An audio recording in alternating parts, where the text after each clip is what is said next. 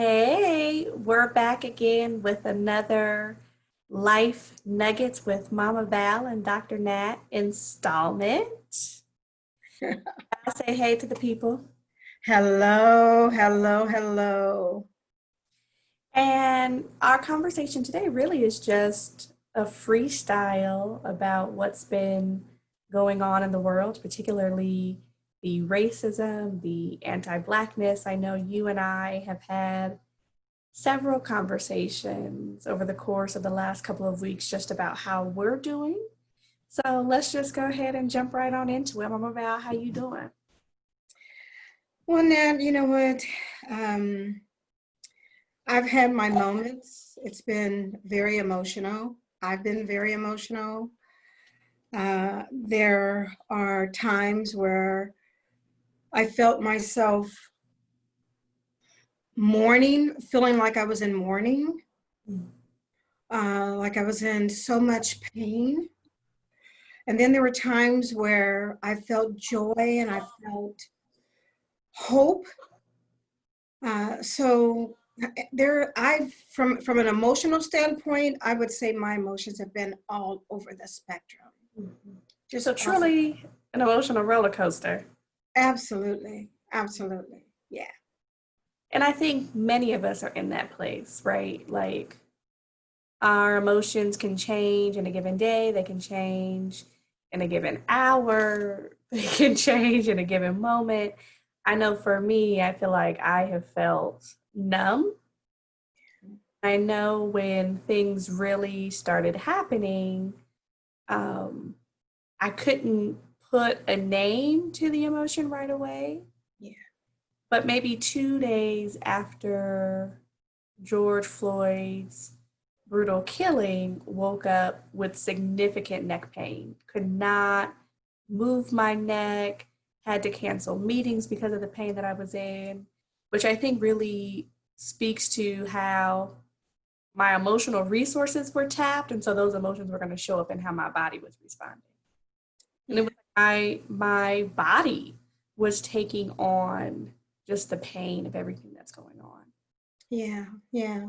I remember there were a few nights where I couldn't sleep and I tossed and turned, and just the images of his brutal killing was just playing over and over and over and over again in my head. And just the fact of him crying out for his mother and me being a mother.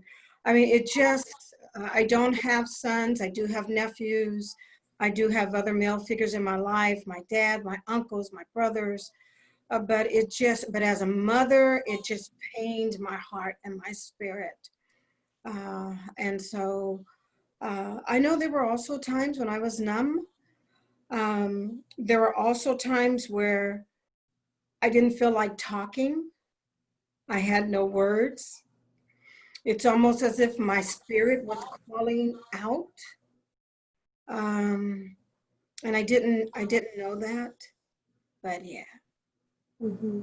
And then you said that, as a mom, you don't have sons, but we know that police brutality doesn't just target Black men, right? So if we think about Breonna Taylor, whose birthday I believe was yesterday, we know that police killings disproportionately impact both Black men and Black women, and folks in between. Um, And you specifically have talked about your experiences as a Black woman feeling targeted by the police, at least twice, most recently, as it related to driving while Black. So tell me about that. Yeah, I remember uh, it was probably about 2.5 years ago. It had been a long day at work, and it was during the time where it starts to get dark early. And I had my laptop, had my arms full, and I was coming across a parking lot. And I saw this car, and I couldn't make out the type of car that it was. And then when I got in my husband's Jeep, and that's the interesting thing about it, because every time I'm driving his Jeep, I'm usually pulled over. So I'm either pulled over, or either I feel like I'm being watched, or I'm being profiled by the cops. So this particular evening, I had gotten into my husband's Jeep, and so as I began to pull out and pull going out of the parking lot, this vehicle put his lights on, and it was very dark in that area. And so it was like the lights were focused on me, because he had been watching me. This person in the vehicle had been watching me. And so when I began to pull out of the parking lot, I was also on the phone with my husband. And so as I began to pull out, the car began to follow me, and I saw that it was a police officer. And so I said to my husband, Valentino, stay on the phone. There's a cop behind me, and I want you to stay on. I says, it seems like he's following me. He had been watching me. And so right when I went to turn right on a main street is when the siren hit. And so I'm on a very busy main street right in front of my office building in Cupertino, California, and I'm being pulled over by a cop. Were you speeding? What was the context? Or you just felt like no, there was no speeding, because I'm turning a corner and it was a very busy street.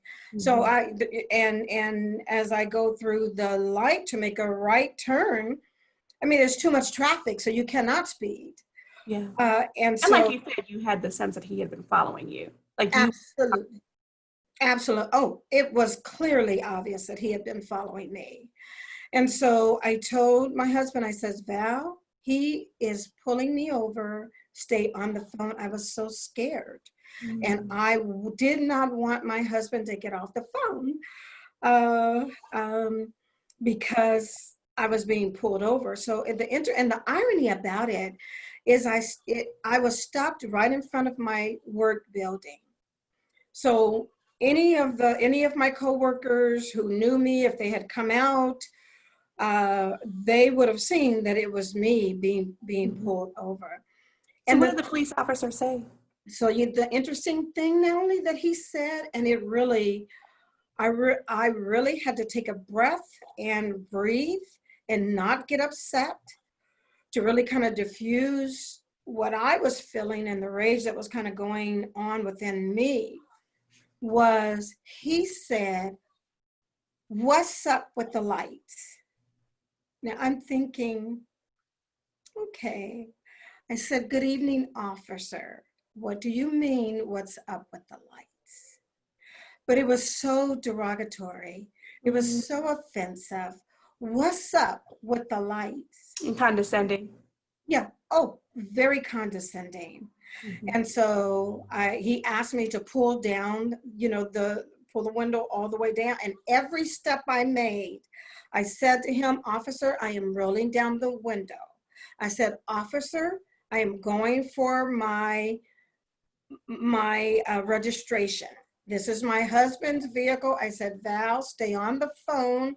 I wanted it really clear to this officer that I was talking to somebody on the line, that I wasn't vulnerable and I wasn't just me, but I had a witness to what was going on. And so each step that I made, I let him know what I was doing.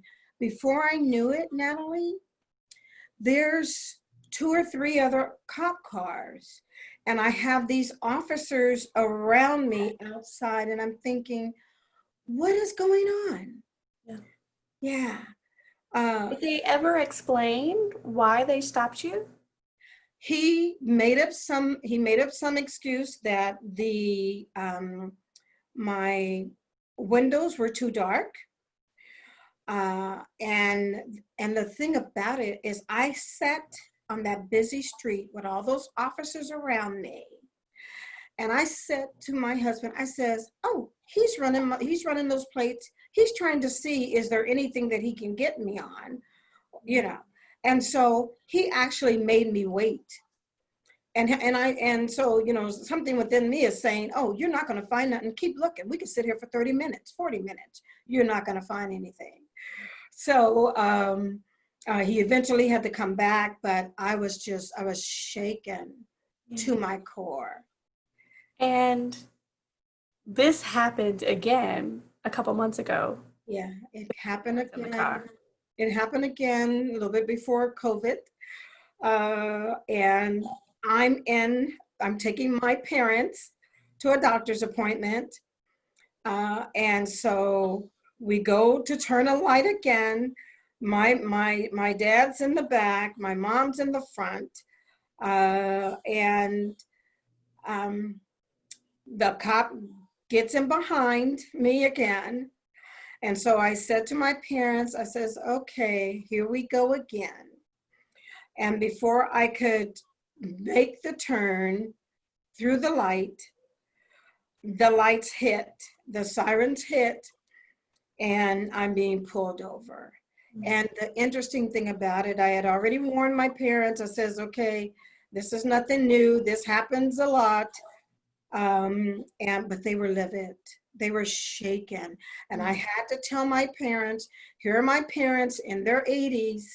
They didn't understand this. They couldn't comprehend it. They couldn't believe it. That please don't move. Don't make any unnecessary movements. Be calm. Let's just diffuse the situation. And what was the reason given for that time? Nellie, I'm not quite sure what the reason was. And I think that's the infuriating thing, right, about being a Black person in America, is that the police, and we know that when we're talking about systemic racism, we're not just talking about the criminal justice system. We're not just talking about the police. Yeah. Particularly in this example, right, is the police feel like they can do whatever they want to do. Yeah. Without any accountability, right? They don't have to give you a reason for why they pulled you over, even though they're supposed to. They don't have to sort of justify their actions. It's just assumed that you have to sit there and take it. Exactly. Asked to see grandma and grandpa's IDs and things like that. Well, yes, they did. And I told them, I says, sir, ma'am, I personally, I think it might have been a on-the-job training or something for this police officer. It was a female, a woman of Okay. And then here again, other officers show up. You've got, 2 or 3 other vehicles showing up. And I literally had to tell her, I says, ma'am, I'm taking my parents to the doctors. This is Bishop John Irwin. Well, what is Bishop? What does that mean? Well, and frankly, to be a Black person in America, none of those, your degree won't save you, your title won't save you, Exactly. the car you drive won't save you, your education status won't save you, the kind of house you live in won't save you. We have exactly examples time and time again of how, and I think sometimes even we as Black people can buy into the whole notion of the respectability politic, right? That if I act respectable enough, if I get the degree, if I get the education, if I get the house, that I can almost distance myself from these realities, but we can't. No, we can't. They didn't care about Bishop. They didn't care about the kind of car you drove. And if anything, the kind of car that you were driving, this nice Jeep, raised more questions about how did you get it?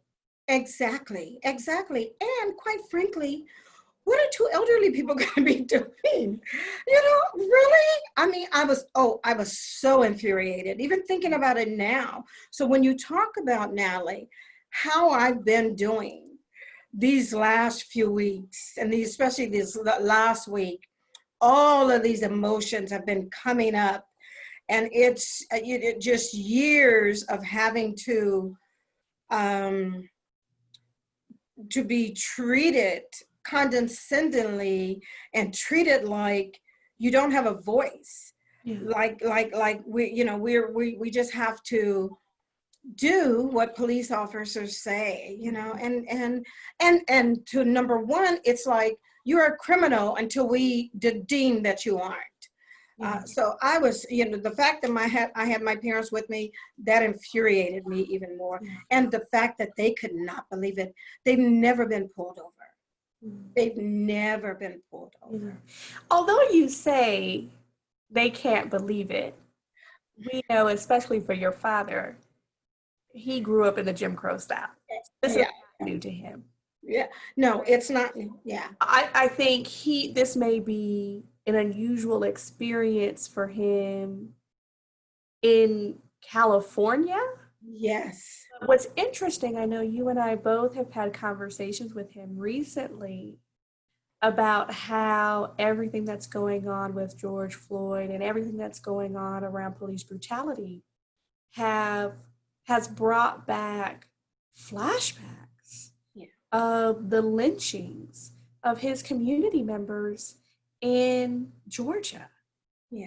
in Macon, Georgia, in Calhoun, in Wrightsville, those areas in which he grew up. And so I wonder if you can speak a little to that. Yeah, and when I say that he couldn't believe it, oh, he could believe it. He just thought that he was past this. I know That he said that. not in California. So Mm. and again, it brought it back home to him. Mm. It doesn't matter where you are, you're not safe.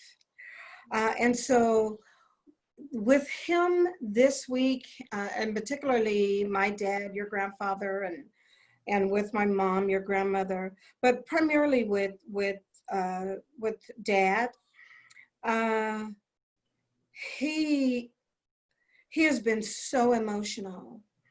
And the thing about it, when they finally charged the additional officers, the other three, it was he felt like there was such a weight lifted off for him of all the years that he's held this because of the things that he had to endure that are still embedded within his mind. It's almost like it was post-traumatic stress syndrome because now he's having all of these memories of the lynchings, the going through Georgia, and you've got to drive 500 miles and you better not stop, because if you stop at any time, you could be pulled over and you could be lynched, and they would never, who knows, they might never ever find your body. So these images are playing, in his mind.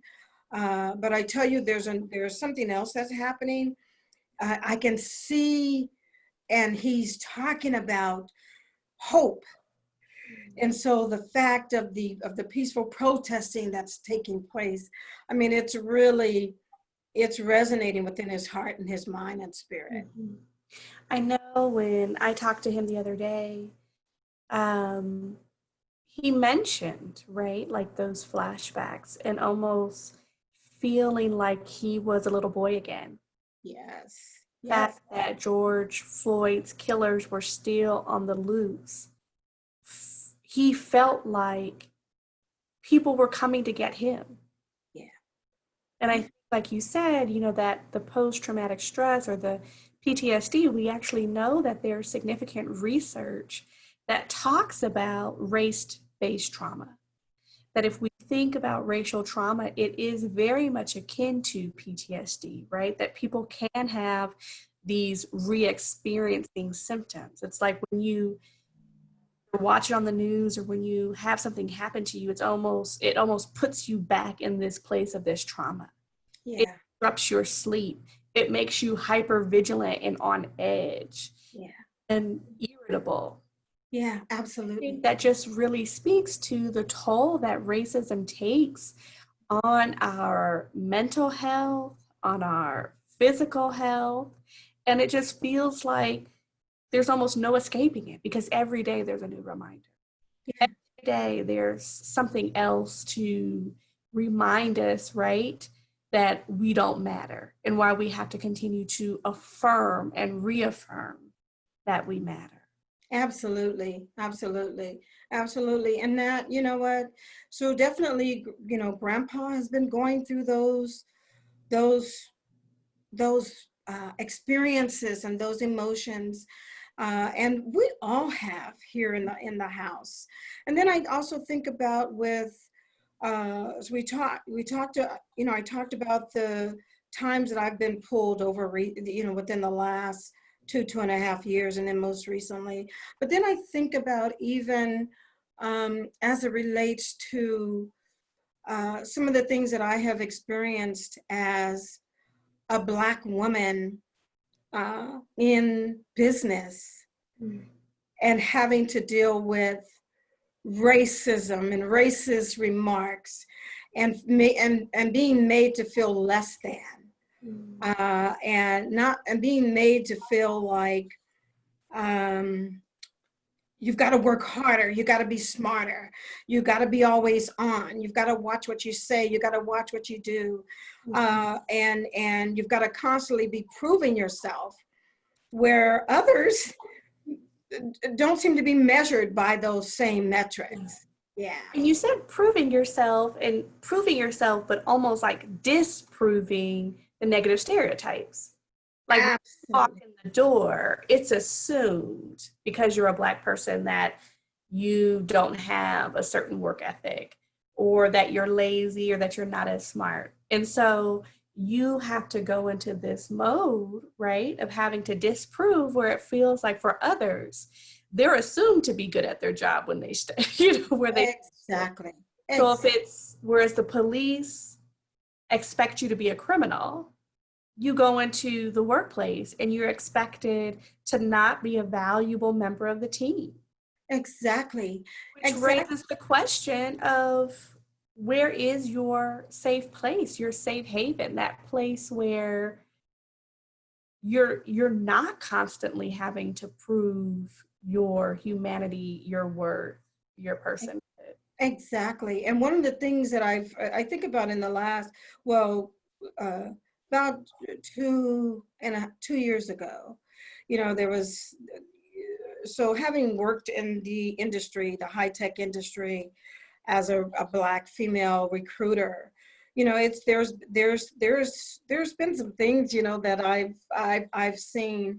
But one of the things that really I chuckle at, but it's also resurfaced this week, and especially with all the different killings of Black lives, is the thing of, well, you're so professional, you talk so professional, you're how you come across as so professional. What does that mean? Mm-hmm. What are you saying, or what aren't you saying? Yeah. Yeah, I mean, I'm a Yeah. professional. That's what I do. That's how I show up. So Yeah. it's negative. Microaggressions. What'd you say? I say you're all in the research. You brought us through talking about racial trauma, and now what you're talking about are microaggressions, Yeah. these subtle slights, Yes. right? Because someone thinks that they're paying you a compliment. Rather, what they're doing is unintentionally communicating that, oh, somehow you've surprised me by being professional. So that means you thought that I wasn't going to be. And Ex- why did you think that? What was that rooted in? exactly. Exactly. Yeah. Mhm. Yeah. So when you're asked how I'm doing, Natalie, I'm all over. There are so many different emotions Yeah, that yeah. are taken. We've hit racial trauma, hit intergenerational trauma. Yeah. Fact that not only are you having to cope with how you feel, you're having to cope with how your father is feeling and healing. Um, and those things get passed down. And then I think about me, right? And the conversations you and I have had, and the conversations me and Grandpa have had, the intergenerational impact of these things. Yeah. You've then highlighted microaggressions, and you've talked about even your unique experience as a Black woman, right? So even highlighting the intersectionality piece, right? That it's not just about being a Black person, but being a Black woman, and what it even means to be a Black woman in the high tech industry in California, a state that, in my opinion, often tries to present itself as post-racial. I think Californians like to think that they're liberal, they're advanced, that they have evolved past racism. Yeah. Just, I feel like the racism there is very much alive, but more subtle. Maybe Ex- not as in your face as it is here in the South, but it's there and it's impacting the lives of its residents. Exactly, exactly. I mean, it is very much alive. And Very uh, much alive in high tech, it sounds like. oh, absolutely. That's another subject and another day.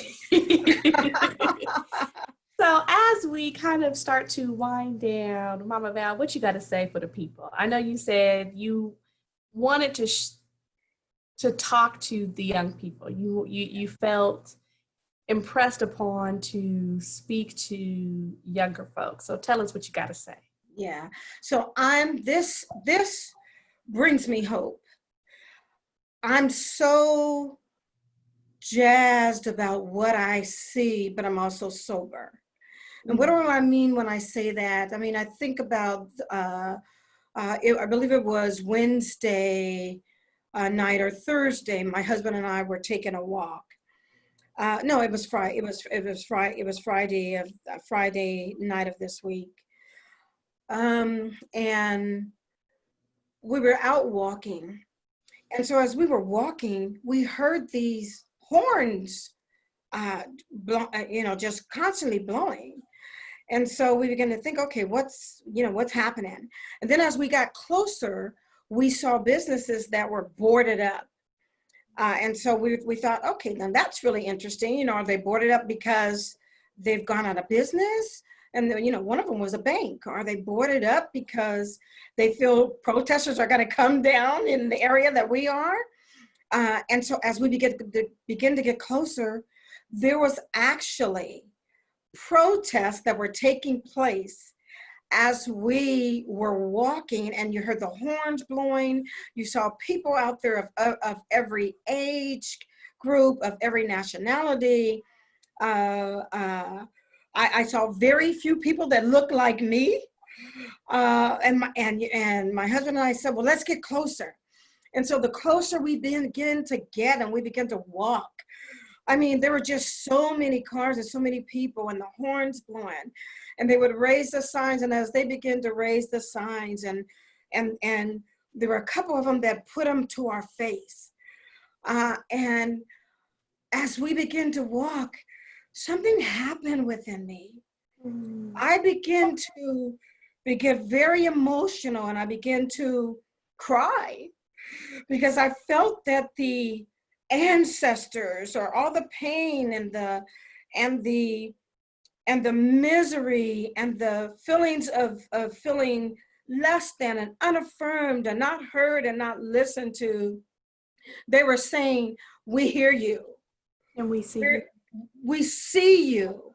We support you. And a lot of them were young people. And so even when you look around at the protests that are happening, young people, let me speak to you, and parents, and grandparents, and folks who have negative things to say. I'm encouraged, because this is what it's going to take for change to happen. Change in economics, change in workplaces, changes around the boardroom when you have just a certain age group or ethnicity or people that are around the boardroom making decisions that affects other people's lives, people who are less fortunate, people who are disenfranchised, change that's going to speak to the political systems, change that are going to speak to all different areas. We're in a moment. And so I tell the young people, keep going, keep fighting, keep pushing, keep moving. And so for some of the old folks that have things to say,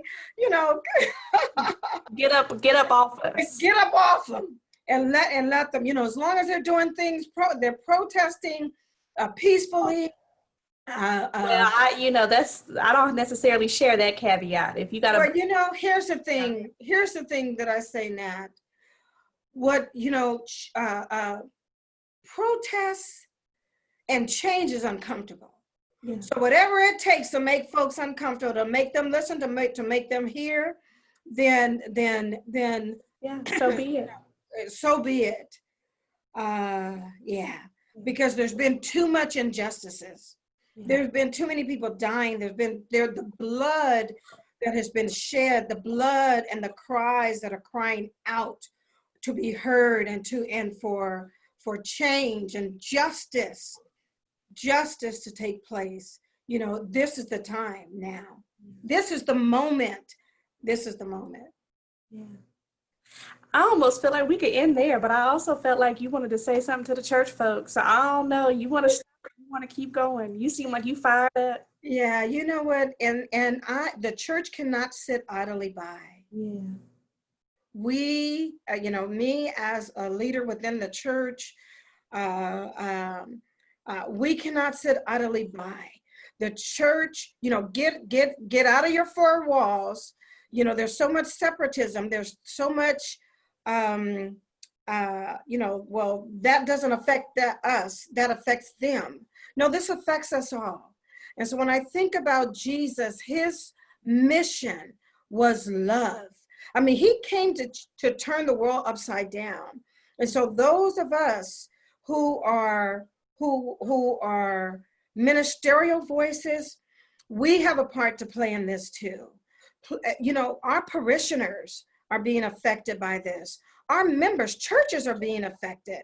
So we have to, this concerns us too. And so we have a role to play in this. You know, you can't just sit by idly and watch.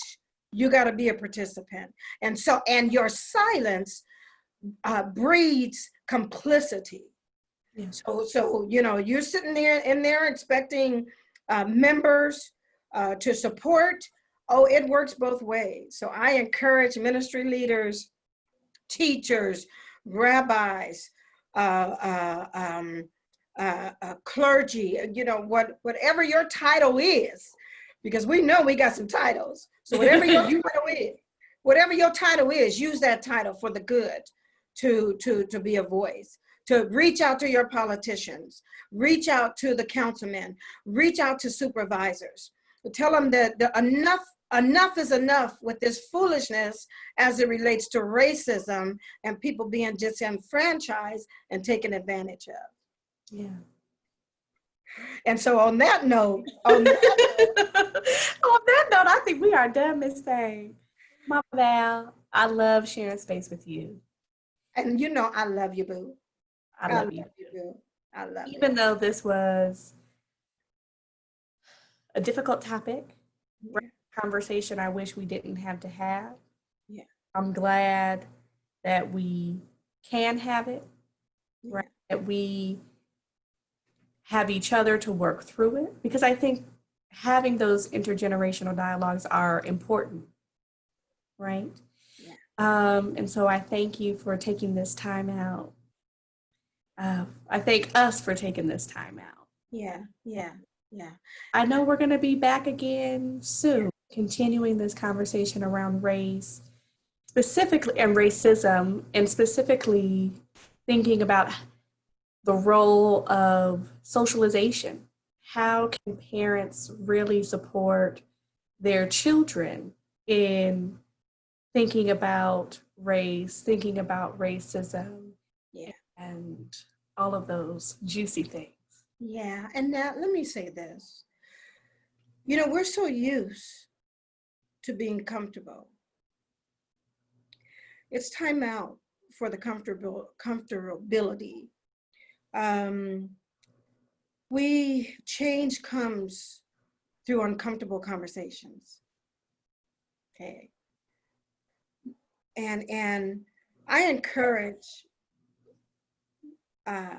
white folks to check on your Black friends and relatives and people who you know and who you've known, who you've sat at the table with, who you've gone to lunch with, who you've taken walks with, who you've laughed, who you've gone to the clubs with, who you work side by side with.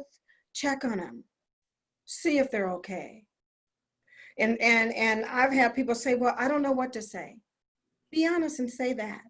I don't know what to say, but I want you to know I see you and I hear you. I mean, just simple.